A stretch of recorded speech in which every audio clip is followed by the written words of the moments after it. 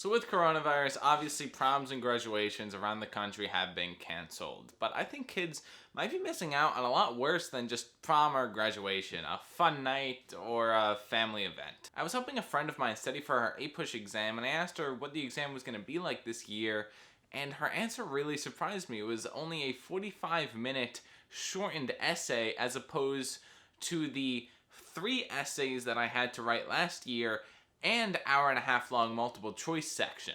The scale of the entire AP exam was kind of removed, and although, yeah, sure, it sounds awesome, you only have to write 1 essay now, I feel like she's gonna miss something because of that. Let me explain. Last year, I took 4 AP classes, and it was an experience. All the kids studying with one another before the exam, the nerves super high the day of the exam, teachers bringing in breakfast to make sure their kids are fed, and then taking the exam, the silence in the room, everyone scratching at it.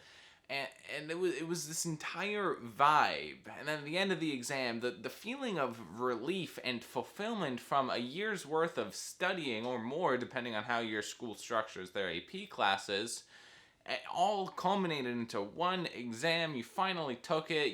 Maybe you go out to lunch with your teacher after, you ditch the school, you hang out with friends, whatever, it's over, and you get this long-term feeling of accomplishment, or you get to face true anxiety because you bombed it. But either way, it's these very strong emotions that you're not going to be able to experience with a 45-minute exam. And after my friend did take her APUSH exam, she said, nah, it was kind of just like, I don't know, 45-minute exam. There was no oomph to it. No being proud of yourself for all the work that you've put in. I remember the first time I kind of got this feeling of long-term accomplishment. It was in the 8th grade, and I had just built my first computer, some of which you can see in the background here. It's the same case, very different components by now, though. I had to save up every penny, and I had to get an allowance from getting good grades, and it was an experience. I learned a lot about building computers and technology when I did it. After I finally got my setup all done and I looked at it, I had my dual monitors, I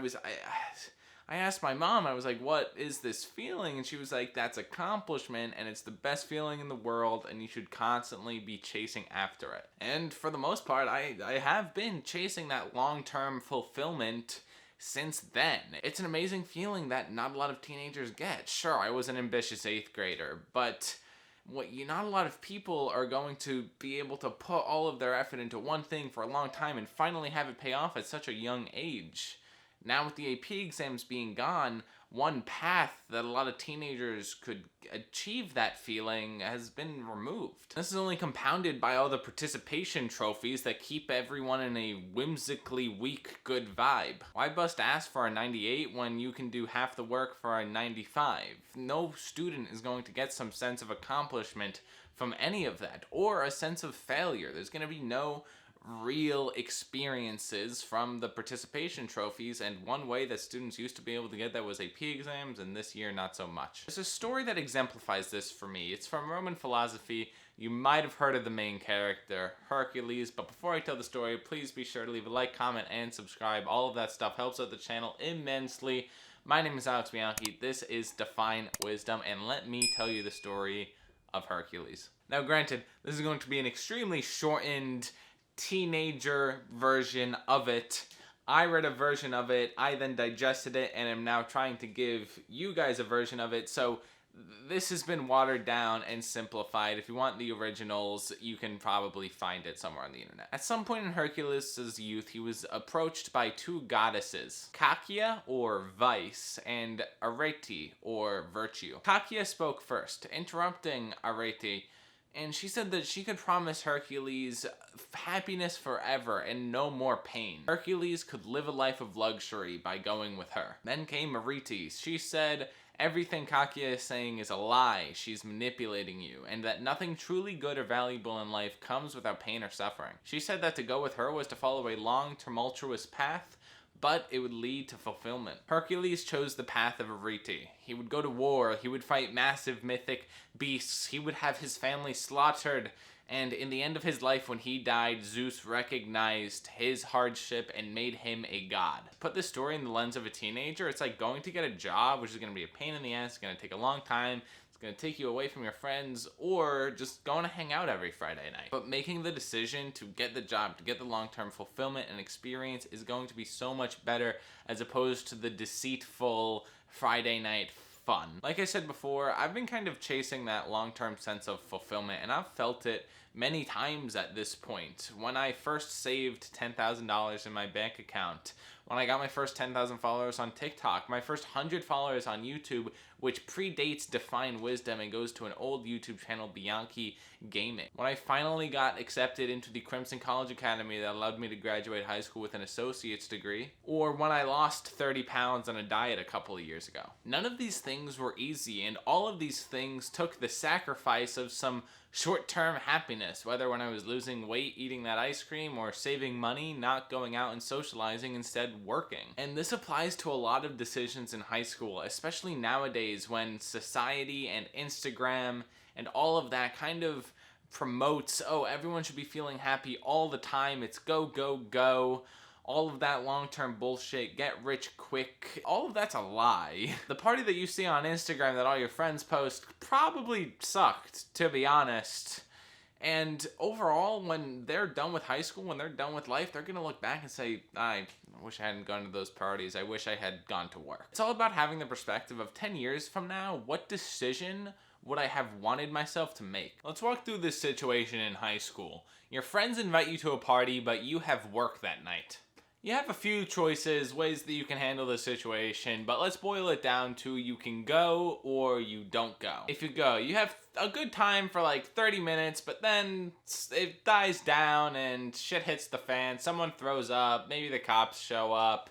You run home, you just hang out with your friends all night, you have a decent time overall, and hey, that cool Instagram photo that you took hit the explore page, let's go. Your boss is pissed, but hey, it was the first time and you were sick. You go to bed thinking, alright, the night wasn't the best, maybe I could have gone to work, but it's fine, I had a good time, I'm fine with my boss, all is well. Or you don't go. Your friends get weirdly upset at you and make fun of you for having a job. You go to work and your boss has no idea that you prioritized her over your friends. You make an average amount of money, you look at Instagram, you get a little depressed because everyone looks like they're having such a great time and your friend's post hit the explore page. What? You wanted to do that. Nobody tells you about how the night kind of trailed off towards the end, because who wants to talk about that? Think about how you missed a good party, you didn't earn any real amount of money, you didn't get to hang out with your friends and they were upset at you. Hell, your boss doesn't even appreciate what you did. But hey, you kept your commitment, you didn't lie, and you did your job. You know that in the long term, choosing work over short-term pleasure is going to pay off, and you're grateful for the opportunity to show courage in the face of short-term pleasure. Now, right now, you might be saying, what? That second option sucks. Why would I want to go to work? Stop with the hippity-dippity gratefulness bullshit. It might not have been that good of a party, but who cares? It's high school. The point of high school is to have fun with my friends. I don't need that $100. And sure, that's true in this single short-term situation, but let's scale it out over the long term. Maybe you keep going to parties when you get invited, your boss catches on and eventually you're fired. You get another job, or you never really pushed it that far in the first place and now you've scaled back. You only go to most of the parties, but not all of them. You're just kind of like playing the game, seeing how much work you can take off, but still keeping things fine. Your boss isn't your biggest fan, but you're getting paid and you're doing your job. Between the booze and the food that you buy when you're out with friends, you're not really saving any money, and you're kind of spending the rest of it on just some random stuff when you're out shopping. You never get a feeling of real fulfillment, you never get to save a bunch of money, you never really form particularly good relationships with anybody because all the parties you go to are just short-term pleasure fests. You only get into occasional trouble. There's a small risk that you get into bigger trouble at one of these events, but hey, you're a teenager, you're fine. Just wait until you're 30 and the booze hits your gut. And the other option, let's say you never go to the parties. Maybe every once in a while during the school year, a few times over the summer, you have a social life, but you definitely prioritize your work. Maybe you fall out a little bit with that friend group, but then when you fall out with that friend group, you realize, damn, they're not really doing anything with their lives, they're not that smart, and you start making new friends at work, at school, who share similar values. They have better parties, they don't throw massive ragers, but they have really solid hangout sessions, and hey, you still get to go to the big parties because everyone's invited to those anyways. You form a good relationship with your boss who appreciates that you never really call out, and they start putting more responsibilities on your shoulders. Eventually you say, hey, can I have a raise? I'm doing all this extra stuff, and they say, yeah. Now you're making decent cash. Not to mention the fact that you know how to handle adult relationships with your boss and your coworkers. You get to practice a lot about life at your job. You get to try different sides of your personality. You get to meet a lot of people, and you get to figure out who you are. You learn how to handle money because you saved up a bunch of money and then you spent it on something stupid. You realize, that was stupid, I'm not gonna do it again now. Meanwhile, all the friends who are just partying nonstop don't have any savings. They won't learn that lesson until years later when it's too late and their credit is ruined. Knowing yourself better makes you more confident, and that confidence carries over to the rest of your life. Maybe those friends that you used to have that went to the parties all the time don't really like you as much anymore, because you insult them a little bit. By working in the long term, you insult their short-term thinking, because deep down they know you're superior. And although you don't care about what people think, you do enjoy that. You do enjoy being a little bit better. But rein that in, humility first. Tone that ego down. Eventually you leave high school with great friends, a good savings account, you know how to handle adult situations, you're accurately prepared for university, you don't have to take on any student loans because you were able to save up and pay, or maybe your parents pay and you use that money that you saved up as a down payment on a house, or you travel the world for a year. You never look back and say, oh my god, that party was so good, I wish I had gone to it. In fact, as time plays out, you realize that a lot of those parties were actually quite boring. And at 30 years old, you are an amazing human being while everyone else is just getting started. Life isn't meant to be easy. In fact, it's supposed to be hard. And the obstacle oftentimes is the path. And the path of least resistance is often just deceit from the goddess of vice. Be smart, balance work and life. But personally, I like to lean a little bit more towards work. I know long term it'll pay off. In conclusion, there are a lot of crossroads in high school, and between peer pressure and anxiety and social factors, all of it, it can be hard to make the right call, especially if you're going against the current when everyone else is just making those short-term decisions and you're trying to think 10 years ahead. It can also be a little bit stressful to think so far in the future. The future is scary. You don't know what's going on. Coronavirus, we don't know what's happening next week, let alone next month or next year or next 10 years. And again, it is stressful. It's important to take on that stress though.